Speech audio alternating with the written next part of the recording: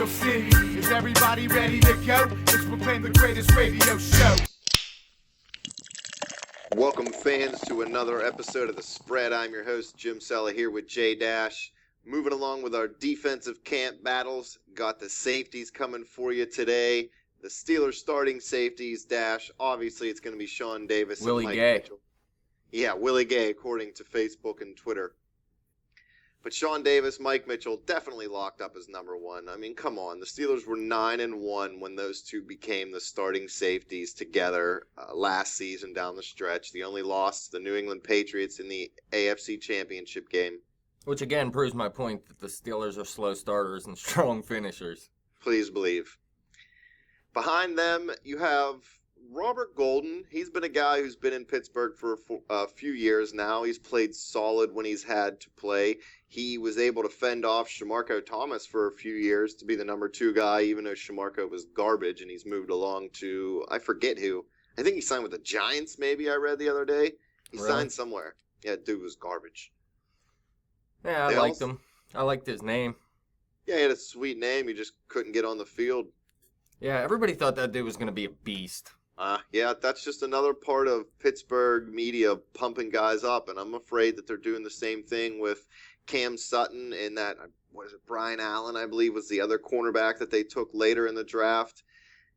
I'm not saying these guys aren't going to be good players. Don't get me wrong. There's a chance that they could be good players, but there's all these people saying Sutton's going to step into the starting lineup already and unseat Cockrell.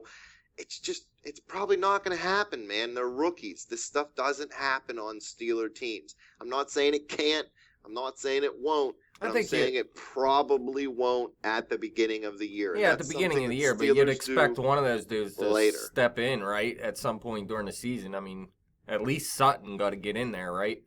You would think he'd be in the mix, but I still just don't think he's going to unseat Cockrell as the starter. I think they're going to roll with Burns and Cockrell throughout the season. And then Sutton takes over Gay's position? Yeah, he could definitely take over for Gay, mix in a little bit there. I mean, it's entirely possible, but Cockrell, I mean, I'm not going to say he got to get better, but he's not great in the first place. I don't hate him. I don't like him. I don't know. I think Cam Sutton could overtake him. It's just the fact that the Steelers rarely do it with rookies, especially, a third-round pick. But we'll get back to... If you want to hear about the corners, go listen to that episode. We're going to talk about the safeties. Right. We got Robert Golden. We got Mr. No Respect, Jordan Dangerfield. And we have the veteran Damian Stafford, the Steelers signed in the offseason. Was drafted by Tennessee originally. I call him a veteran loosely. He has 4 years of NFL experience, but he didn't exactly play a lot for Tennessee. And Tennessee's defense secondary was whack. Yeah, he's not huge. I mean, he's 6 foot 221. That's thick, but I mean, it's not Cam Chancellor big or anything like that. He's not a guy that I expect to push for any type of starting job.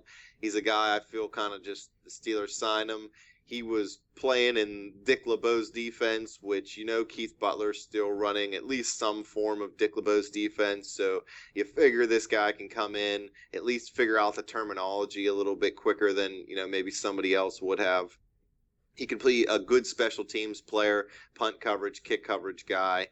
He's somebody who's willing to accept his role. So he's not going to be complaining or causing, ruffles in the locker room. A lot of places have him immediately listed as Sean Davis's backup, but I really honestly feel like Robert Golden's the backup to either safety if one of them gets hurt. What do you think? I think if Sean Davis gets hurt, it's crushing to the defense. What about Mike Mitchell? Not so much. I'm iffy with him too, man. He looks great sometimes. Other times it looks like he doesn't know how to tackle and never learned. So I don't know. I think they could do without Mitchell, but without Sean Davis, man, we seen it last season. I think he's the best rookie they drafted last season, and he showed it. And they didn't lose without him in the regular season when he was a starter. Nope, 9-1 in the 10 games that he started with them. Only loss, like we said earlier, coming to the AFC champion New England Patriots, Super Bowl champion New England Patriots. So Davis is a game breaker to me. I'm not going to say he's like Polamalu because he's not. Nobody is. But he's a guy who can cause havoc and make plays and have big splash plays similar to Polamalu. The way he really changed the game. I mean, the Steelers could be losing by 2 scores. Polamalu make one play. Not only would it account for 7 points or even get the offense close enough to get those 7, I mean, it really pumped that team up. It really got the defense going.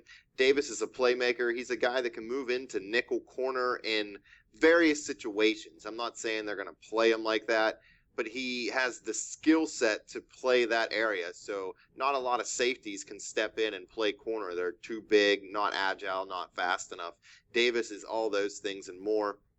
I see this guy grabbing 5 interceptions this year, easy, and probably 90 tackles. Of the 11 starters on the defense, where would you rank Sean Davis? Who's better than him? Ooh, okay, let me see.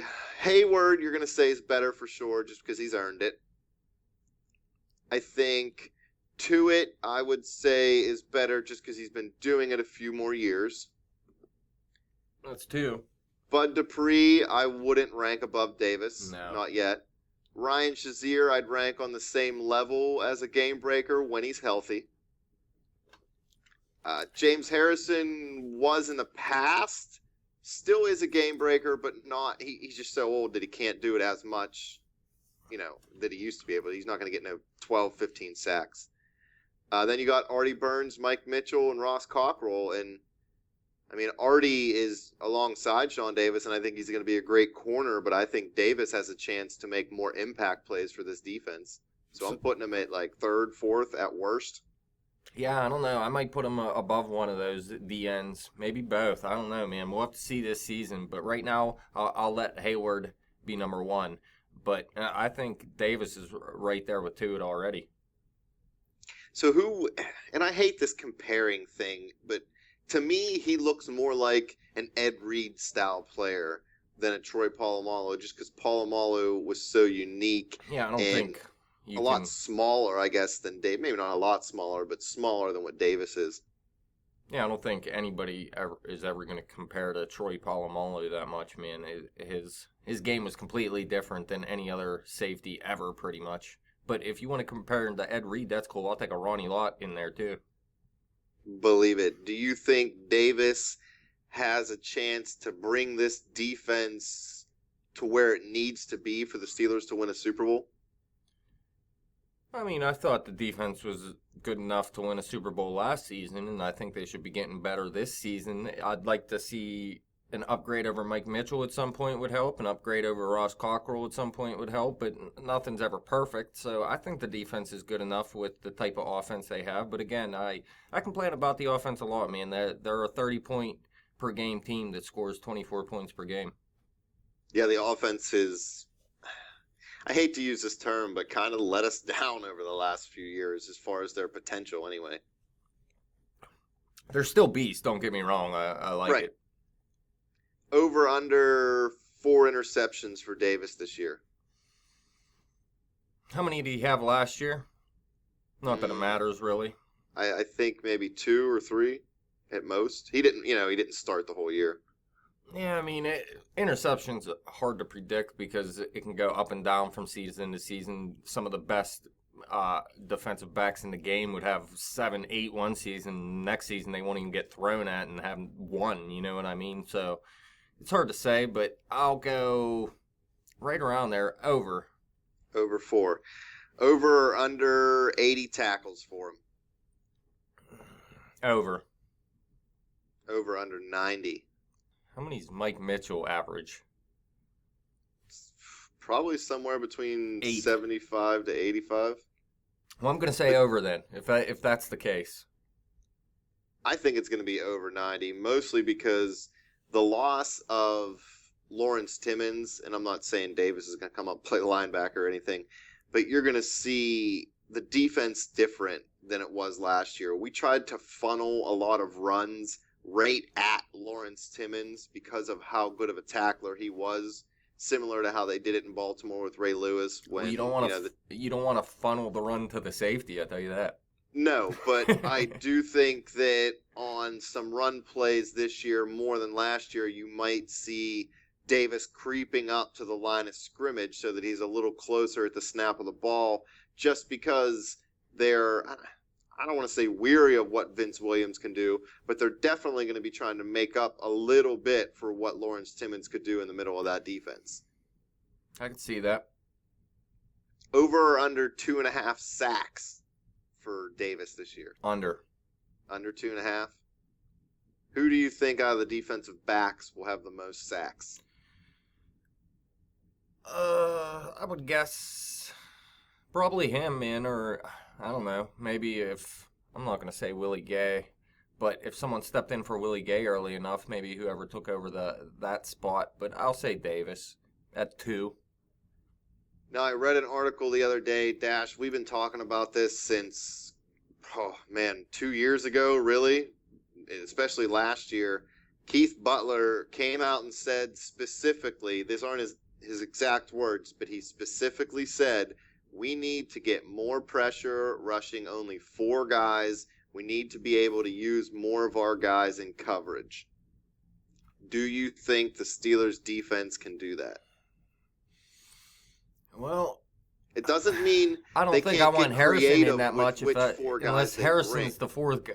Harrison got to be one of the 4 guys rushing, or he shouldn't be on the field. I don't think, you know. Pretty much. So, can they? Yeah, if they're healthy and it's Hayward and to it. Yeah, Harrison or Watt, right? Watt's, I mean, that's his specialty as well. I like rushing 5, 6. Well, like I said, they don't necessarily have to rush the same 4 or run out there with a 4-man front. They can get creative with the 4 guys that they bring. But at least right now, they're aiming to only have to rush those 4 guys and still get to the quarterback and then actually be able to protect on the back end a little bit better.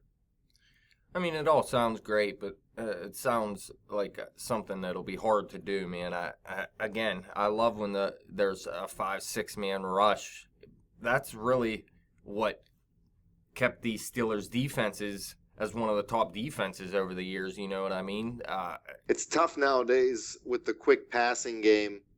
A lot of quarterbacks, they're smart enough to read those routes, and they have the option routes with the running backs.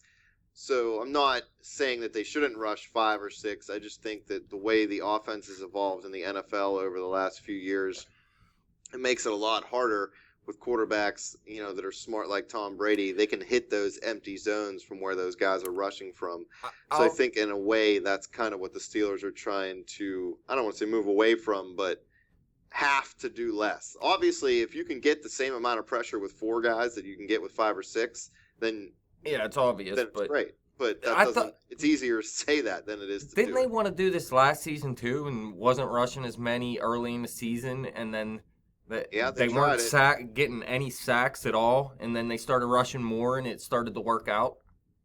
They started bringing guys, from different angles. They started bringing Lawrence Timmons off the edge, moving him around a little bit. But I guess they feel since they've had another off season, they've got these younger guys mixed in there. They're faster, stronger. I don't know. I think maybe it's just part of the reason why they get off the slow starts. You want to try something different. Maybe it works out every now and again. Usually it's not going to work out, and then you go back to what you know. Well, I'm a little happier about the defensive backs this year, at least, than I was like going into last year. I got a lot of confidence in Artie Burns and Sean Davis. I'm confident enough in Ross Cockrell that he could do his job over there, although I would like to see one of these young guys step up if they could. Mike Mitchell's just a studio gangster who tries to take people's heads off, but that's for another day. Yeah, that's about it, man. I mean, everything's pretty much set back there, and really almost across the defense. I mean, there's not really too many battles going on outside of Harrison and Watt, but it's not really a battle. They're going to want to use them both. Yeah, it's more of a mentoring aspect at that position. Right. Well, Dash, all we got left is the offensive and defensive line. Fans, look for both of those episodes. Go check out all the other episodes we've done already. Hit us up on Twitter at bet_the_spread. Hit me up on Twitter at betjimthewin. Check out our Facebook page at facebook.com/betthespread. Keep coming back to YouTube. Keep clicking subscribe. Hockey season's over. The only thing to pay attention to now is football.